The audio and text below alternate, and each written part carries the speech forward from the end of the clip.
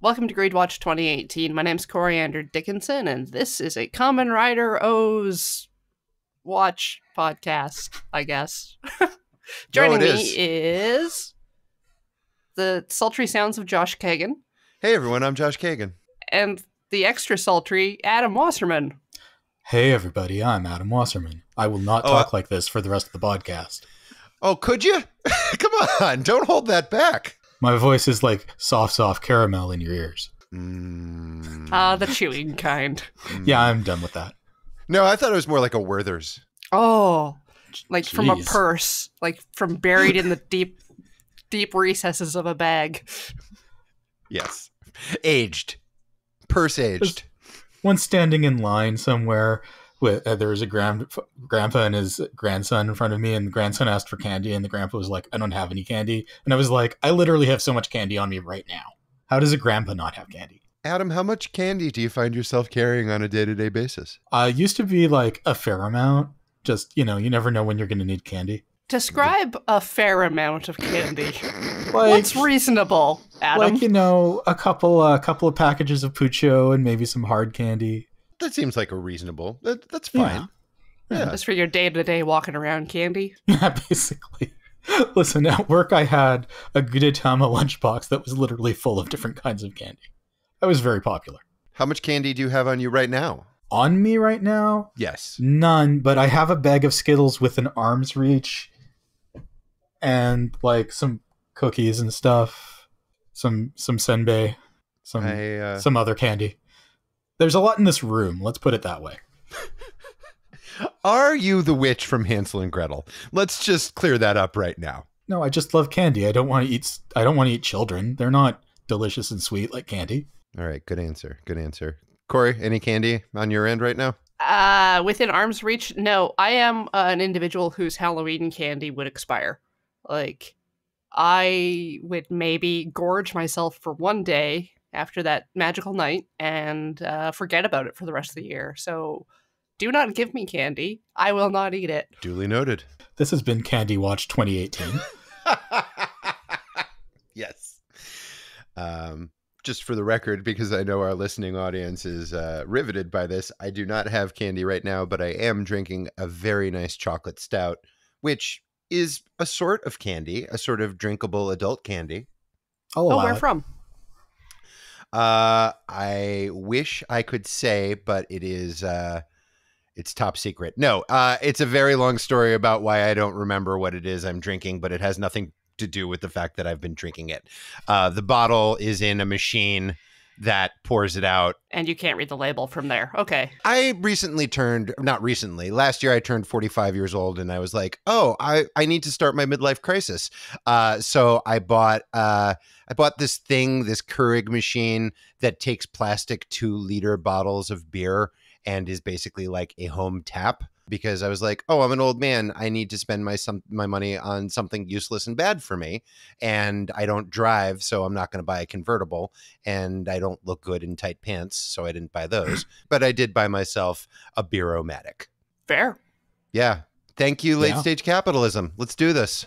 All right, we got ice cream, or rather, desire, ice cream, and a present. My translation is greed, ice candy, present. I had ice candy as well, and I'm only calling popsicles ice candy from now on because that sounds awesome. So I'm going to assume, I cannot read the title as it is written in kanji, but yeah. I decided to watch the first time without subtitles in order to further increase my understanding of Japanese. And yokubo is the term that I wrote down because they did special emphasis, and I had no idea what it means. And it's desire, appetite, lust, greed, that kind of thing. Yeah. So I'm assuming that's the word that's in the title. For kids. I believe that is the word. I noted that greed was in kanji rather than in katakana. So they're not referring to like the greed as the monsters, but they're actually referring to greed as the... Do they use katakana for greed? I imagine if they were talking about the greed, they would, because they say it as greedo. Okay. Which is not the word in the title, so yeah. Josh, I'm not sure if you're aware, but they tend to use a different alphabet for foreign words. Corey, I barely speak English. I'm going to assume I am from context clues and also the fascinating conversation last week about toes. I am going to assume I'm the only person here who does not speak Japanese, or at least can read it. Fair. Are you two both readers and speakers of Japanese? Like half-assedly. Like, I've seen a lot of anime. Okay, yeah. that was what I figured. Yeah, I can read some hiragana, like individual characters I can read, but I can't read any of the more complicated, like Chinese script. And I took like 2 classes of Japanese in university, so I should know more than I do, but I know enough to get myself in trouble. All right, let's get in some trouble. Let's do this. Yeah. Well, that's very cool. I'm beholden to just whatever subs I can find online. So, but please, anytime, keep talking about what they're actually possibly saying, because that's fascinating. So, starts with a brief summary of what happened last episode, where they say the 3 things that happened last time, which is in keeping with like the 3 motif that they used, but I was also really surprised that they could choose only 3 things from the previous episodes since so much stuff happened. But they really boiled it down well, I thought. Like, I watched it and I was like, okay, if I didn't see that first episode, I would have a pretty clear idea what was going on, sort of. What 3 things did they show, and what was the title of last episode? Because I'm wondering if the 3 things are the 3 things that were used in the title. Because, like, underwear is definitely the middle 3, and I think monsters was the first one. Let me check. This is not a direct copying of it, but basically the 3 things that I had are, there are some monsters, a cute pantsless hobo meets an arm, and then he gets pants and superpowers. That's not exactly how they put it, but that's basically what they said. The title for the first episode was Metal Underwear Mysterious Arm. So pretty close. Pretty close. 2 out of 3, yeah. The episode starts, Ankh takes the belt back from Eiji, like, immediately, and Eiji is super not cool with Ankh stealing the dead detective's body. And Ankh is like, he's seconds from death, it doesn't matter. And then the Canbirds from the end of the last episode show up and they steal all the medals that are lying around on the ground, and Ankh is really upset about it. I would also like to add that when talking about why he decided to take Dead Detective's body, he said, and this is again in the sub, it might have read differently to you, my form is disadvantageous. And I was like, yes, I could definitely see disadvantages to just being an arm. Yeah, totally. Mm-hmm. Also, I guess the other detective, the bald older gentleman, can just fuck off and die. I guess we're just never going to hear or see from him again, because they certainly didn't mention him and we never saw him. I don't recall if he comes back or not. Unknowable. Yeah. Unknowable. But like, there wasn't even a shot of him. Like, there was just like, oh, the happening happened to him and he just got zizzed up to the upside down or whatever. But he's gone, and we don't have to care. Yeah, you would not know there were 2 detectives from watching this episode. I felt like it was a slight retcon of last week, because certainly not the last thing that happened was the arm taking over the detective. I felt like they filled in some more dialogue between Hino and Dead Detective / Ankh. Yeah, they extended that scene a little bit before the birds showed up. Yeah, for sure. Mm-hmm. And then the birds, who I thought were murder hawks, but are just coin collecting murder hawks, they fly back to the chairman's office and test kitchen to bring him coins. And so he can monologue. Yes. He loves to monologue. He does a lot of talking. Delightful. He is my favorite. And I know that you two already know like all of the spoilers and stuff, but I'm really excited for him to be either God or the devil, or possibly both. He does wear that red suit. Yes, he does. I really want him to be some kind of weird demon or some sort of like malevolent spirit. I feel like he's more than just some rich dude who likes coins and cake. I think he's capitalism, but I'm not sure. Like, it's a 1920s political cartoon, and he's just wearing a sash that says capitalism. And he's standing next to an elephant that's like the working man. Okay, I buy that. So he's just capitalism. Maybe. You're not going to tell me. That's fine. So, and Satonaka is finishing off, it looks like she's polishing off the rest of the O's cake from last episode. Oh, I assumed that was a new cake. No, that's totally... New day, new cake. No, I think this is all continuous because it's like still the same day. And she cracks the OOO white chocolate topper. Like she cracks it dramatically like, oh yeah, take that, Triple O. What kind of messes are you going to get into this time around? Opening credits. Yeah, you two have keener eyes than I. First, the chairman has to shout O's at the top of his lungs. I believe he also reveals that he's got a stash of medals under his desk. Right. Yes. The coin birds are bringing coins back to his secret floor coin pile. Or medals. We should call it medals. My mistake. That's fine. And he's saving them up for a rainy day. Credits. Still rad. Anything goes. Fire up that heart. Count the medals. Count the medals. Oh, did you two also get in yours that like weird trivia question? Like, how many medals does our guy have so far? Oh, yes. Yeah. 4. Count the medals. It's 4, right? I think it's like 5 6. or 6, yeah. He's got 2 greens, 2 reds, 2 yellows, or something like that, or a yellow and a gray. Oh, maybe. I remember there being 3 in his belt, and then at one point in the fight, Arm is just like, "Here's a different green coin. Now you got big arm swords. Go get them, Tiger."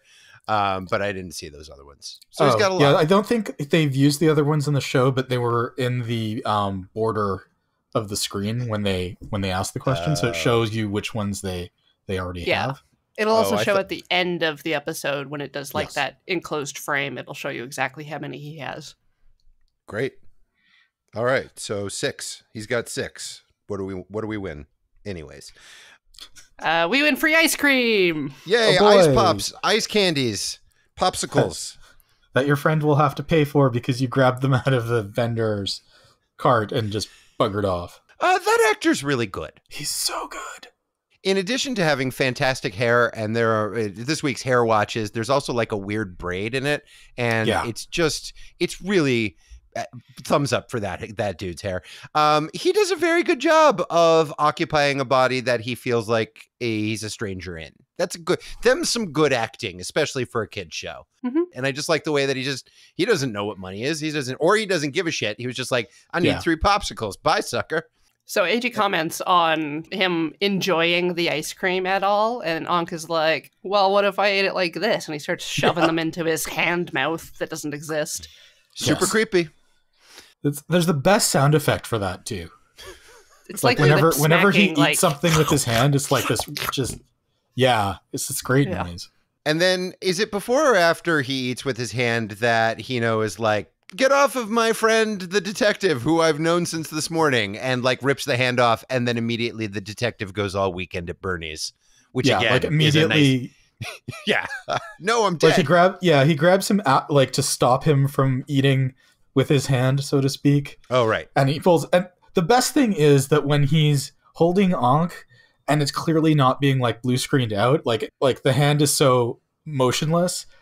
But whenever like there's obviously somebody puppeting in it who's been digitally erased from the scene, it's so like it's just got this posture of actual like life to it, and it's just right. I'm really amused by watching the actor who plays AG like having to act with a hand that he's just holding. It's pretty funny. Hand prop, voiced hand prop. And when he tries to shove it back onto Detective's hand, and he's obviously not succeeding, and they just cut away. Yeah, that's amazing. They cut away and then they cut to the next scene and it's like, it's okay, it worked. But it was really, I wanted him to like try and get tape or something to try and get it back on there. And then Ankh explains the difference between the cell metals and the core metals. Yeah. The cell metals are the popsicle and the core metals are the stick. And again, a nice little bit of, it's just a really clever, thoughtful show in places. And then there are also giant CGI bugs and stuff and a guy who only eats cake. But as someone who only watched garbage American children's television it's really nice to see, like, oh, that's a really nice analogy. That's a really nice scene of character building. Are the other Kamen Riders, I know you said you watched a season that was kind of garbage, but are the other Kamen Riders have these weird moments of thoughtfulness and like solid acting and things? It depends. Not necessarily consistently, but the better ones absolutely do. So the good ones are good. Yeah. Yeah. Like this is one of the best ones. Like if I was making like a top 5, it would easily be in the top 5. There's some good acting and good writing in this episode. I thought overall the effects work and the CG work was generally kind of a big step down from last week. I kind of feel like maybe they really worked super hard to make the pilot look great. And then in this one, they were like, don't get used to it looking like good. Don't worry. That's not going to happen again. We're firmly back in Garbage Town now. That is fairly typical of any Kamen Rider series. Like the first few episodes, they usually have spent more money on, and then they sort of tone things down a bit. So like, don't expect a lot of big CGI bug monsters throughout the whole show either. I'm good. That looked fake-o mistake-o. Even, and it's not like I'm going into this with like, oh, this is going to look like Force Awakens or that level of CG. But boy, oh boy, and what year? This is 2010, 2011? Or when is this from? 10, yeah. My experience with the Kamen Rider shows is that I started watching from the beginning of what's called the Heisei era, where like it was shot on video very badly. It looked really bad. The special effects were very janky. So seeing the progress, like comparatively, this looks okay to me. Yeah, makes sense. It's not Jurassic Park level, but it's a lot better than what you had like 10 years earlier. So I look at it on a sort of a continuum. But yeah, just going into it cold, it's not the best. The small scale stuff is great, I think, especially, with the metric of children's TV. When Giant Bug comes out later, that was just like, oh, yeah, that looks like they just took it out of a box of cereal or something. So we learn about the core metals and the metal metals, and a lot of popsicles are shoved in men's mouths, and then Bebop and Rocksteady are back. The thieves. We go to the thieves who are at the thief hospital. And the one that wears a hat, because kind of learned his lesson. He's just like, we got punished for breaking into that place. And other guy's like, whoa, no, we need more money. I've got a map to where this armored truck is going. Let's get all the money. Even though we can barely move. They can barely move. I don't think they should be out of their beds, you two. Like, it seemed like everything was broken, and they were wrapped head to toe in bandages, and it didn't seem like that would be a hot idea. Also, they're very bad at crime. Like, I don't know if they should continue criming, but I guess they were not. I guess it didn't occur to anybody when they were taken away, like, oh, these guys are criminals. No, they're the security guards. Oh, well, nobody knew. Yeah. Yeah. To be fair, they did not successfully steal anything. Yeah, I guess. All right, you're free to go. I guess. I mean, they were injured. To be fair, they hadn't actually stolen anything. Nobody accused them of anything. That's true. Yes, it's the no harm, no foul rule of law, if I'm not mistaken. Your Honor, I tried to murder this person, but I did not successfully murder that person. Oh, our mistake. You're free to go. Yeah, they had all the intent, but no carry through. Yeah. What even is that? Should they give you a Nobel Prize for attempted physics? To quote Sideshow Bob. Yeah. To be fair, they were also security guards who were supposed to be there, so there was not really any reason for anyone to suspect them of anything, given that they hadn't accomplished anything. I thought they were in disguise as security guards. I did not know, because there was a shot, I don't know why I remember this, but there was an opening shot and they seemed to be wearing unhemmed pants. And I was like, they got these costumes cheap. I've watched far too much Project Runway, apparently. Anyways, Bebop and Rocksteady are like, hey, this is going to be great. We're going to rob an armored car, because if there's one thing we're great at, it's crime. And then a Yummy. Or no, one of the Greeds. One of the Greeds pops up. Yeah. Apparently his name is Uva, yes. Yes. Okay. Uva? He's the green one. And sticks a coin in his head, and a Yummy pops out of his tummy. And now we got another Yummy to deal with. And I assume I did not see this, but I guess they must have stolen Bebop and Rocksteady's map of how to rob an armored car. Well, the Yummy probably just knew because it was formed from him, would be my guess. Yes. Yeah, the Yummies carry the intent and some of the memories of the people. Yeah. Oh, fascinating. The other thing I liked was that when Uva formed up, he formed up out of all these metals, and they were mostly cell metals, but you could see his core metals that he had in the middle as well.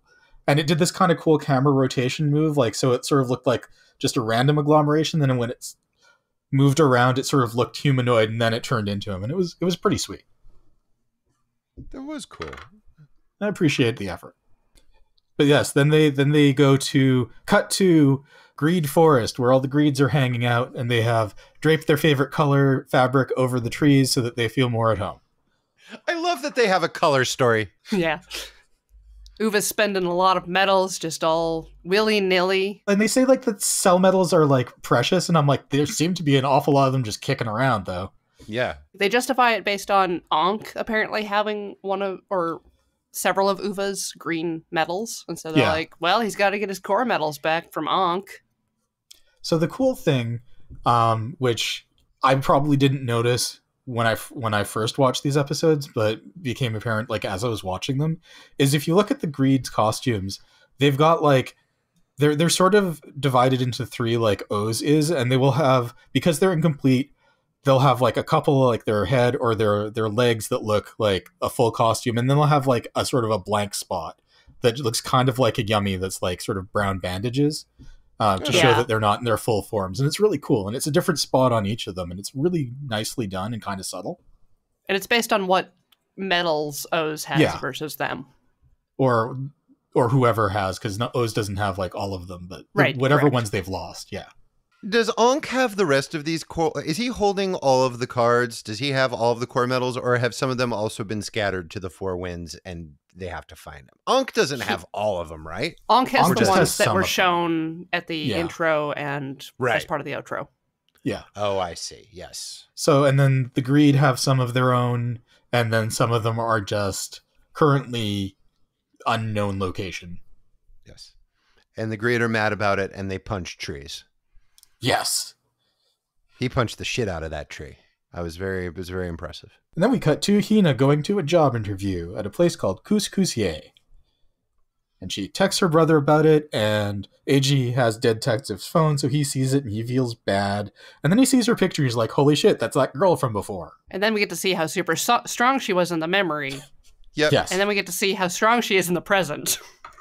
She's strong. She's a power type. Power type. Yes. Which I get is that those of you who is everybody but me who can actually read Japanese. Did that basically translate into power type, or was that was that just a bad translation on the subs part? She said power type. Oh, okay. Like power type. Mm-hmm. So the lady who runs the restaurant has decided that she needs a power type, and so she has attached a lot of very heavy things to the door. This was insane. But Hina's really strong, so she opens it anyway. And then the lady's like, yes, okay, I wanted a power type. Hina's like, ugh, damn it. Corey and Adam, and when you do end up employing a power type, what's the first thing that you do? Oh, you dress them up. You dress them up like a pirate. You dress them like a pirate. That's exactly what happens first and foremost at your couscouserie. When I think couscous, I think pirates. So Hina is dressed up like a pirate and then has to carry a gigantic milk jug because... While the other lady applies her mustache. Yes. Yep. She also has a parrot. It's delightful. Are we going to... I know that you two aren't going to give me any spoilers, but is this going to factor in a lot coming up over the next 400,000 whatever episodes that I'm just going to say they put a lot of work into that set. Yeah. And this is some character introduction going on. All right. I'm also going to say that traditionally across Kamen Rider and Sentai, there are a lot of restaurants that people end up hanging out at when they're not doing superhero stuff. Oh, yeah.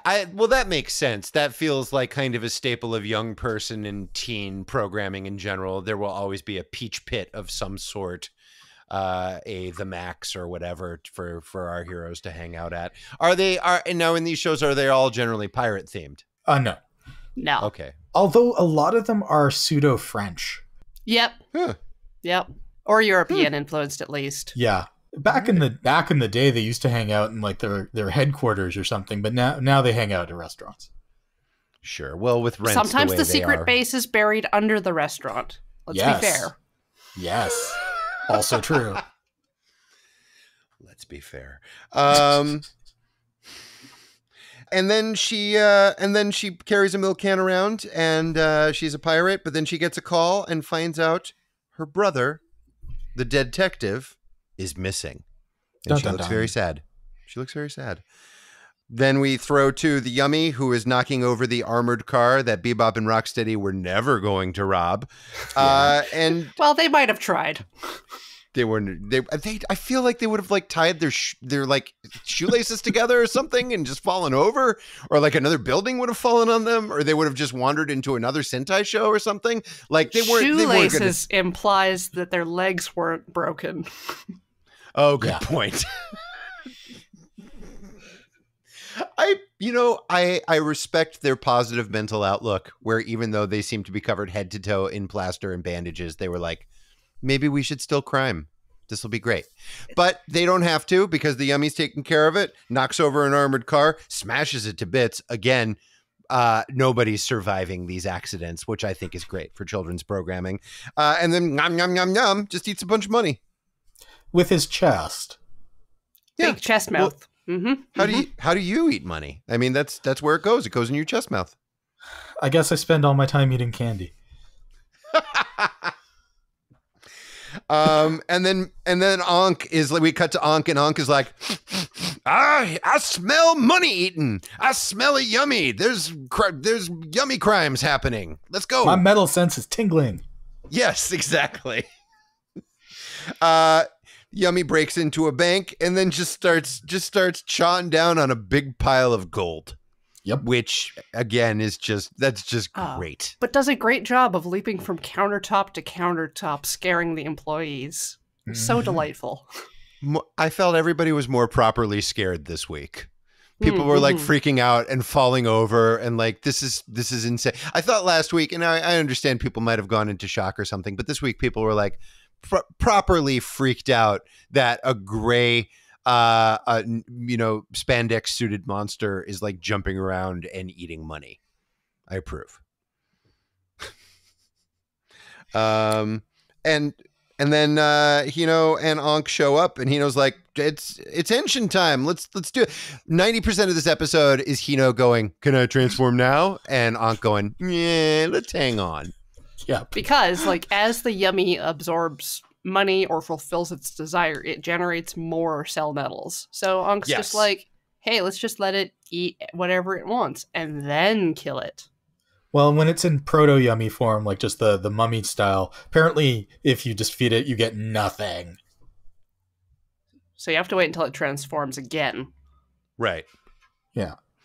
And then keep getting bigger. The bigger it is, the bigger it grows, the more metals it's worth. And so, and Hino is very rightfully like, but what if we just got it now? No. I would even go as far as to say that the Ankh is being a little greedy. And I wish there was somebody, in this big crazy city who could give me a monologue about the nature of greed. Oh man, do you have any thoughts? Yay! I won. He's stirring up some icing. Chews on all the scenery. He's amazing. I love him so much. I want him and Chairman Kaga from Iron Chef to work together. Oh, man, that would be delightful. And just have a chairman off. Or they could just like travel through the countryside like The Trip. It could be called Let Them Eat Cake. Oh, yeah. Incredible. Oh, we got to pitch this. We got to pitch this tomorrow. We also finally find out what biker guy, the last Kogami Corp employee, his name is Goto. Yep. And then Kogami, while he's monologuing, uses icing on a perfectly normal table and draws an infinity symbol, which looks a lot better in the close-ups than it does in the long shots when he's actually drawing it. Yeah, it's a little thin in spots when he's drawing it the first time, and the way he transitions it vigor... to the O's, the triple O, it's just like, whoa, this infinity symbol is also very similar to 3 O's. Yep, but I it's just more love than the infinity.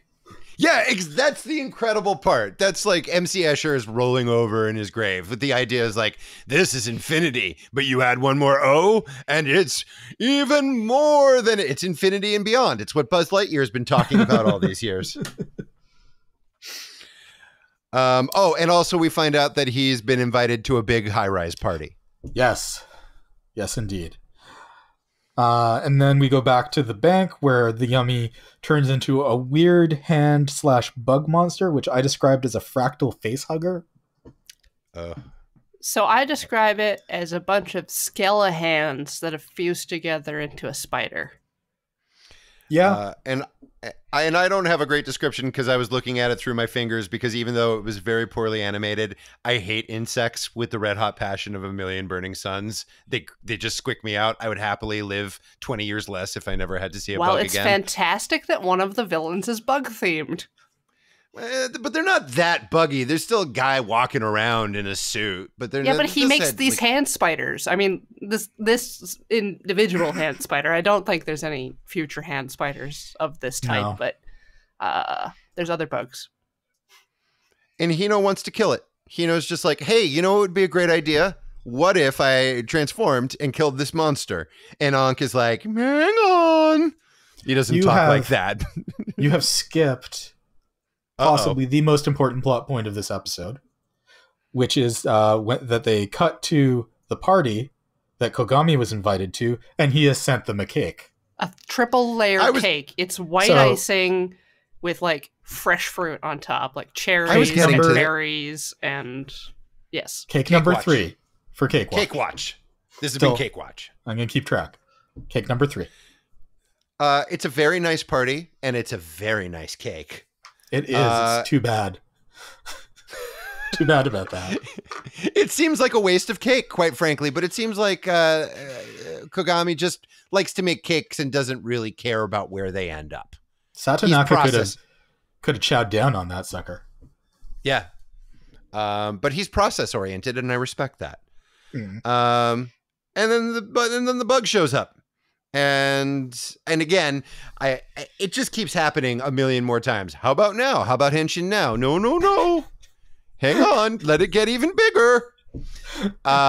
Meanwhile, the bug eats halfway through the supports on one building, so it actually falls against the next building next to it, which is the high rise where they're having the party.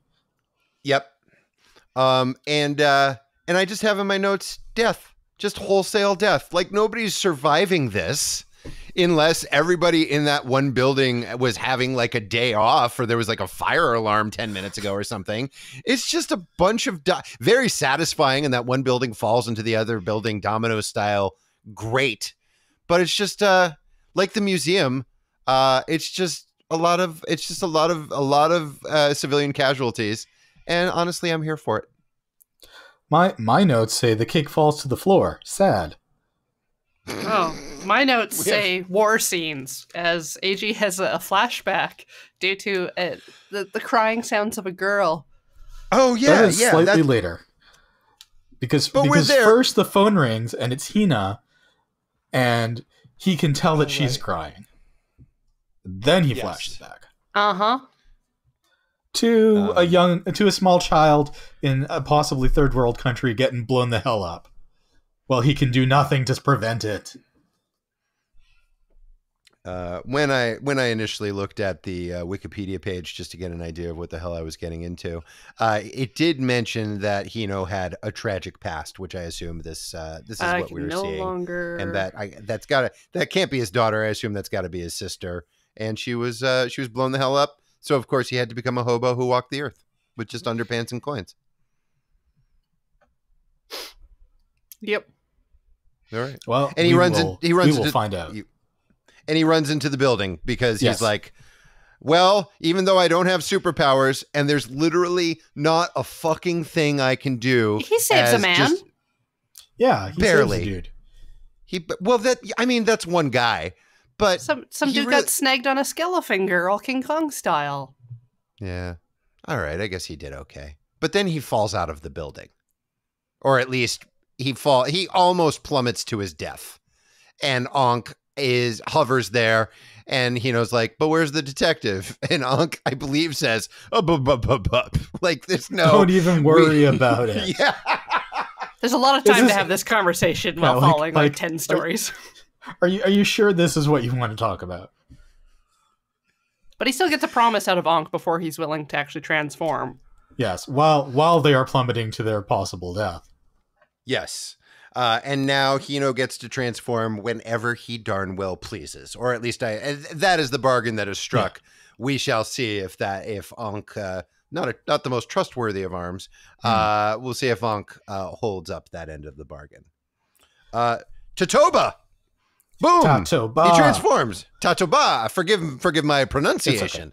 Okay. He transforms and he lands and he's ready to go. He doesn't land. He uses his claws to slow his descent by sticking them into the wall, and then he does like a sweet kick off of the building. It's great. And then he lands. Yeah, perfectly.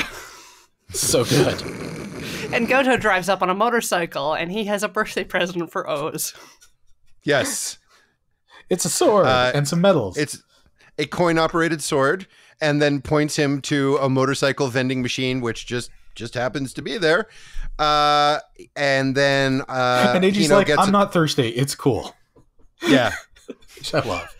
And then he transforms his own motorbike into another vending machine and dispenses There's so many a extra lot of steps. Octopus cans, taco cans. Like a billion. And then he transforms a billion octopi into a ramp so that AG can drive up. Yep. While holding a sword on his motorcycle and get to the top of the building. Dear listener, you may be asking yourself, would it be possible if I were a young person in Japan at the time that the show is airing, would I be able to purchase these cans that transform into things? And the answer is abso-fucking-lutely. Oh, hell yes. That is, the octopi are officially the first thing that I would buy from this show. I would absolutely want a taco can. 100%. Don't even worry about it. Those things were cool as hell. And I'm going to take back what I said about the special effects being a little janky in this episode, because the Takoyaki Highway was fucking fantastic. It was delightful. I think they actually, I think you actually get a quick shot of it in the opening credits too. It's that good. Yes. They fight. So yeah, he rides his motorcycle up this ramp of octopi to the top of the building where the yummy is, and fights it sort of, but kind of sucks. Ankh yells at him and throws him a coin. Yeah. Well, he makes some medals come out, and Ankh like slurps them up as they fall. Oh. Because he's way more concerned about that than it was his safety. He did not take Hino's advice, don't prioritize medals over people's lives, which I definitely want on a needlepoint sampler. It's just words to live by. I immediately imagined like an Atari 2600 game from my childhood where you're just a little 8-bit arm flying around, gulp, gulp, gulp, just sort of snatching coins out of the sky. Pac-Man Very style. satisfying. Yeah. Yep.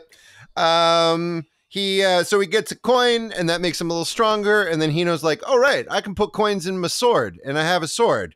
And he makes it swordier, I guess. And then he very satisfyingly just tears that bug right in half.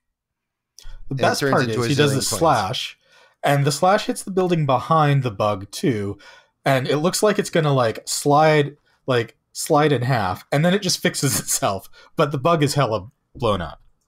Yeah. That is my favorite effect in this series. The full screen sideways slash and then sliding background elements. Like, I was watching this time and you can actually see up inside the building room, like they rendered that. And so when the building corrects itself, it just really satisfyingly lines up again. Oh. Also, I think last episode I mistakenly said that the bata, the ba part of Tatoba, was Batakiri, which meant mantis, but it's actually, I believe it means grasshopper, because mantis is the Kamakiri in the middle. So, yeah. Sorry. Yeah, we got a lot of letters, so we're sorry, everyone. I got so many emails. So many. Yum coins for our friend the Arm, and then we throw to Hina, Power Hats, as I call her. She gets a text saying that her brother has to go live on a farm upstate. Yes. With a lot of other detectives where he can run and skip and play. He's undercover, and so they can't really talk right now, but he's totally fine. Which, I mean, if you were undercover, your job would totally call your sister and be like, hey, have you seen him? Yes. Just to help cover it up. Also, if you are that undercover officer, the absolute first thing you do, text your sister and show her exactly what you look like in your quote unquote disguise. Right. Don't worry, I'm undercover, but I look like this. And then hang out in areas that she'll commonly visit. 62 seconds later. Yeah. Pretty much immediately bumps into Ankh sitting on some steps eating an ice pop. Wearing a great outfit, I might add. Yes. A very I was like, oh, he looks like he's in a Vampire Weekend video. I love everything about this guy. Yeah, I kind of found myself thinking like, oh, that's a good cover. Then now next couple of episodes, we're going to have to keep kind of building out the lie, oh, your brother. No, I'm in a different part of the country. Okay. Nope. Just like 62 goddamn seconds later, there he is just eating a popsicle and just thinking about, oh, he does say an important plot thing, I'm sure, coming up. So we learn more about the chairman, which is, why does a human want coins, medals, whatever? Just, usual, just hanging out, popsicle eating thoughts. And then Hina hugs the hell out of him and he is not happy about it. And AG sees this and is like, oh shit, and runs towards them and scene. The end. We did it. That's the episode. Next week, somebody eats ramen, which I'm very excited about because I want to go eat ramen right now. Always. Just like in Blade Runner. Yes. A good episode. I'm still very much enjoying this, even though that bug was a little dumb. And I didn't find this week to be as artful. I mean, I don't know if anything else in the series is going to top the happy birthday to you sequence from the pilot episode, which I found to be like, oh, this is like genuinely artful. There weren't really any moments like that, but like the acting's real good. The emotional truth of the characters are real good. And people are sticking coins in each other's heads. It's fine. What do you two think? Like the shot of the Greed Forest, where it cuts at the end of that, but they like unfurl all the fabric in front of the lens. I thought it was excellent. And again, my favorite special effect is in this episode, so that is bonus points. But overall, it's like a pretty good introductory episode. Yeah, I loved like all the Kogami stuff in this episode was so good. He's just so enthusiastic about everything, and it's like he loves babies. It really splits the difference between like hilarious and sinister in this really interesting way. Yeah. And I still can't necessarily tell, like I can't tell if he is a bad guy or a good guy, if that makes sense. Like, there's a lot pointing to him being a bad guy. He wears a red suit. He's a billionaire. He stands atop a huge building and he eats cake while things fall apart around him. But I'm still not entirely sure what his agenda is. And then there's a little part of me that wonders if it's like a joke or just like, some people just want to watch it all burn. I don't know. Like, yeah, he has a special police force all in his own and he blew up a museum. But it was his museum. Yeah. And on the one hand, he's like super excited that the Greed are back, but on the other hand, he's giving O's presents to help him destroy them. So, yeah. All right. Good stuff. Yeah. Thank you all for listening. I'm Coriander Dickinson. You can find me on Twitter at Absolar. I'm Josh Kagan, and you can find me at Josh A. Kagan, Kagan with a C, on Instagram. I'm Adam Wasserman. You can find me on Twitter at GoldSarcasmium and on Mastodon at goldsarcasmium.mastodon.social, I think. Yeah, don't worry about it. I haven't been posting there anyway. This week's episode brought to you by Mastodon. Unfortunately, that's I think we just lost him as a sponsor. Yeah, I think we just lost him as a sponsor. Oh well. Yay, we did it! Yay! Yay! Goodbye.